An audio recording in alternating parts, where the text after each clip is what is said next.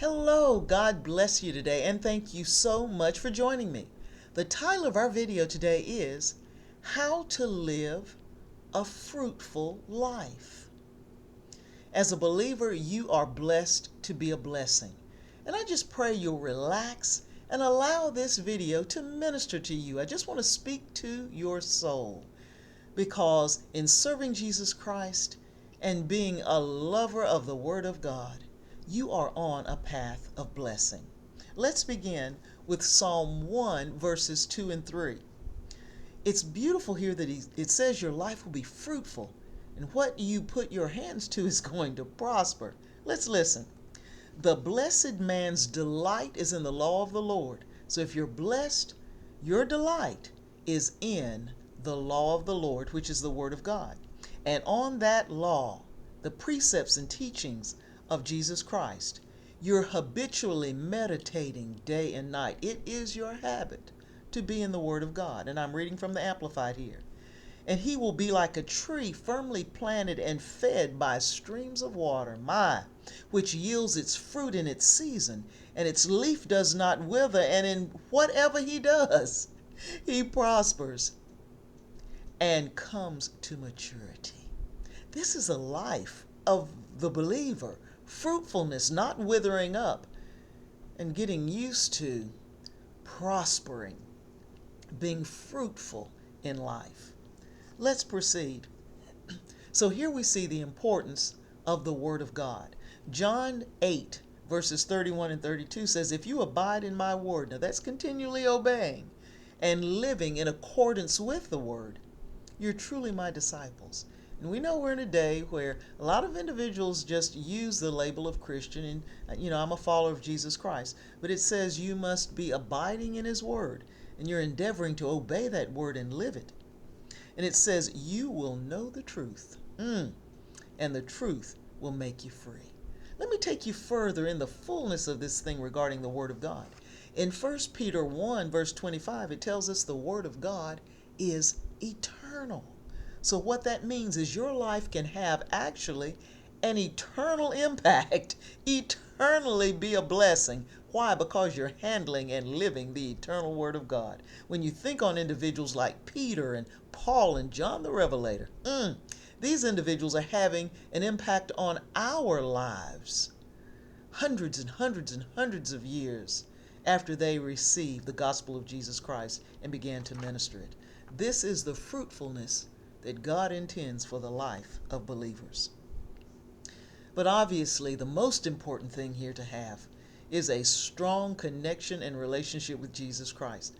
Let's listen to John 15 that tells us, and we've heard this many times, I am the true vine, and my Father is the vine dresser. So Jesus is the vine. Verse 4, remain in me, and I will remain in you. And just as no branch can bear fruit without remaining in the vine, neither can you bear fruit or produce evidence of your faith unless you remain in me. So Jesus is letting us know you must always have and endeavor to maintain a strong connection with me. He says, I'm the vine, you are the branches. The one who remains in me and I in him bears much fruit. Wow. Again, we are so encouraged to know our lives are to be fruitful. For otherwise, apart from me, that is cut off from vital union with me, you can do nothing. In our flesh, folks, we can do nothing that will last. And then verse 8, my Father is glorified and honored when you bear much fruit and prove yourselves to be my true disciples. When we bear fruit, when we abide in that word and abide in the vine, yes, we will show ourselves to be true disciples. Let me go over with you in Matthew 25 a parable that really explains the extent to which we are expected to be fruitful. We all know the parable of the talents. A man had given 5 talents to one gentleman, 2 talents to another, and 1 to a third gentleman, and he expected them to increase these. And he gave them these talents, it says, each according to his own ability. And that's what we can understand clearly. God it gives us all something to work with. And he's expecting us to increase what we have.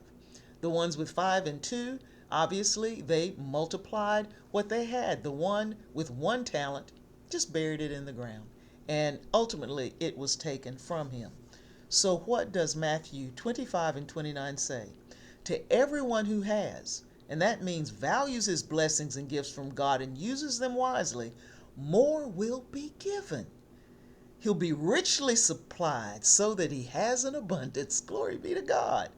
But from the one who does not have, because he ignored or disregarded his blessings and gifts from the Lord, even what he does have will be taken away.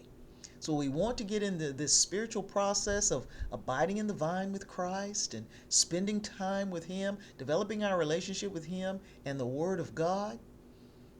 And fruit, often we know not how, but it will come forth from our lives.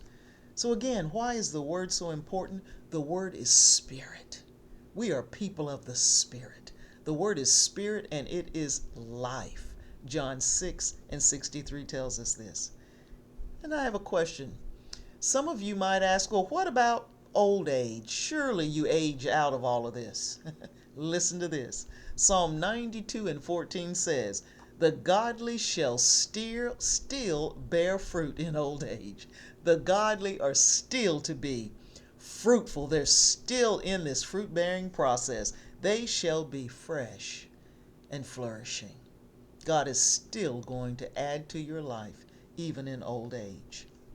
So all lives that are centered on the Word of God in relationship with Jesus Christ are going to be given the stuff to be fruitful and blessed. And I pray that your life is one of those. I want to thank you for listening. This is Just Iris. Please think on these things.